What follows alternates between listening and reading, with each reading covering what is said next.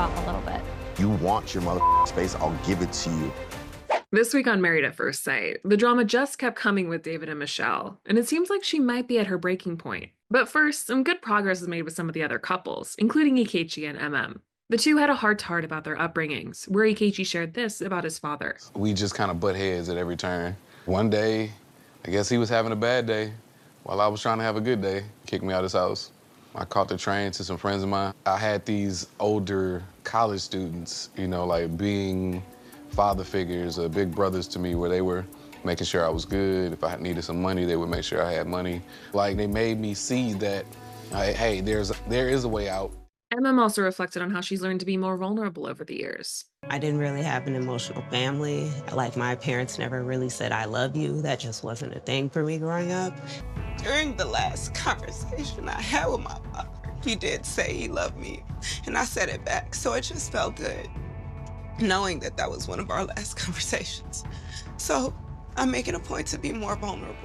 Camille and Thomas also got deep, with Thomas sharing how he found out he was adopted as an adult. When I was in my early 30s, through social media, my mother posted something about, you know, Happy Twins Day. On this day, we were able to adopt 2 twin boys. So that was how I realized that I was adopted. It was, wow. You know, it was just really, just threw me for a loop. Yeah. So I immediately called my dad and I just, you know, asked him, I said, Dad, please be honest with me. Am I adopted?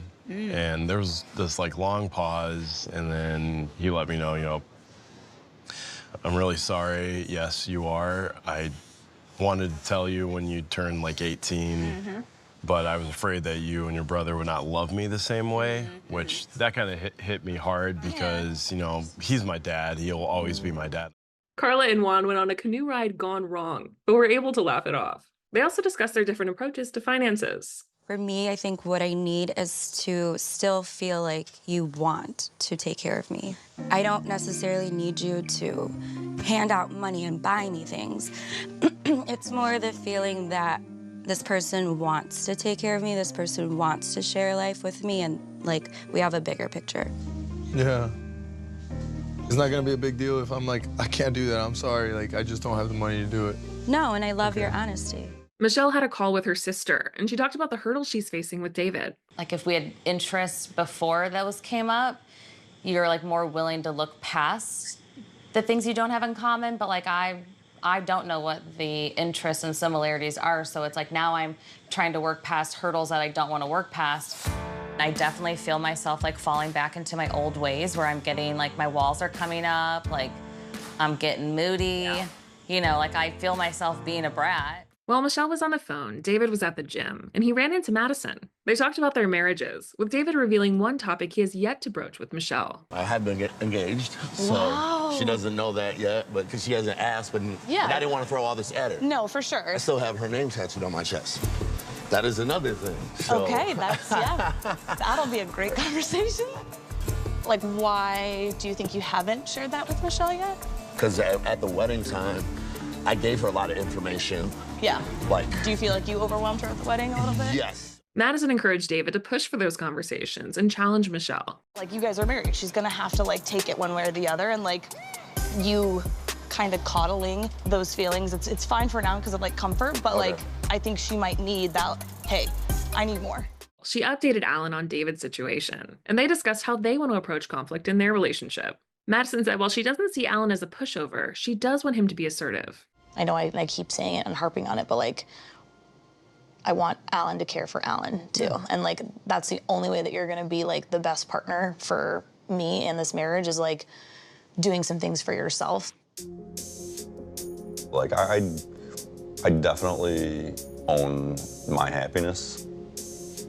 I do put others in a high regard, but I'll never let it compromise my life. You know, if I'm not happy, I'm gone. When David got back, he started a conversation with Michelle about past relationships, and he brought up the tattoo. I do have her name tattooed on me. Oh, okay, interesting. Yes, it is currently on my chest over here. Oh. It's her first and middle name. Oh, yep, I see. So I've had that for quite a bit of time. How come you did that? How come I did that? To confess my love. I don't think anyone should be getting their significant other's names tattooed anywhere on their body. I think that was a bad move. I would not want anyone putting my name anywhere on their body. Then he asked her one big question. I really want to ask you something right now. Go for it. Do you even find me physically attractive? I'm having a hard time finding attraction between us. Okay.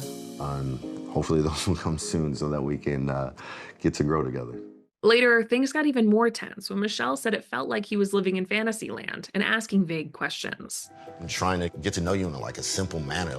See, I feel like we're faking it. You may think that, but I'm not faking one thing at all. So like, that's why you keep going back to that, like this whole fantasy land. Like, this is David's land. This is me being the realest I've ever been in, possibly, you know, my entire life. This is the realest and happiest I've been, and this is me being me. You're happy with what's going on between us? I'm trying to keep a positive mindset. After that, Michelle said she wanted space, and David offering to reconnect after made things harder. I just don't think we are living in the same relationship. Being like, dude, like, I need you to leave me alone. I don't need you to check in with me 2 minutes later.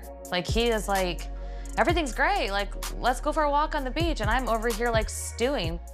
On a girls' outing the next day, Michelle explained her frustrations about David checking in. He's like, okay, well, like, I'm gonna go to the pool. Like, when you're done having your break, can you text me? And in my mind, I'm like, no, I want the whole day. Like, but he's like, you get 5 minutes and then you're back on the clock, lady. And so, like, I think, like, we just, like, don't communicate well. And so then, like, you know, like, he was like, text me, he's like, I'm at this pool. Like, do you wanna come meet me there? And I just, like, I didn't respond, and that's on me. And then he's calling me, like, keeps calling me, like, trying to check in. I'm like, I need a break. When David and Michelle debriefed after, it quickly turned into another argument. I'm feeling smothered. I'm like, he needs to leave me alone. When I say let me be, like, I think when I say I want space, like, I truly mean that. Like, don't call me, like, don't text me, like, because when you do that, it irks me. Moving forward, I'm gonna say, give me the rest of the day. So then you know, like, I will be more than happy to go golf for 4 hours a day, yeah. Trust me. You gotta quit interrupting me. I think you just talk at me. Who? You.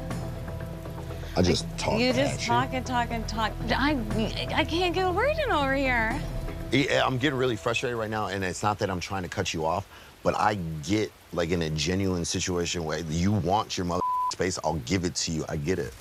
The two gave each other a lot of space after that, meeting up the next day for a group boat ride.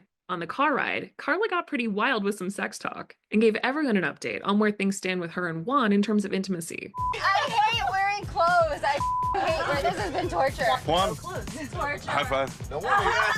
He hasn't seen me naked yet. We haven't been naked in front of each other. So that is like a beautiful thing that I'm looking forward to. So like in the future. On the boat, everyone seemed to be having a blast and strengthening their relationships, but Michelle was still struggling. I'm at the point now where everything is annoying, and that's not fair to him. He's not annoying, like, he's a good guy. I didn't envision this going this way. But as next week's preview teases, it seems like some other couples will also be facing some bumps in the road. Normally, I would have taken it personally. In this case, I kind of did. This ain't play, this is for real. I have, like, ended dating somebody because they didn't want to have any more children. I prefer in a partner is somebody who actively takes care of themselves. It would have been nice to have my beautiful wife with me. I had a special day with David today. I'm not gonna lie, I forgot you were there.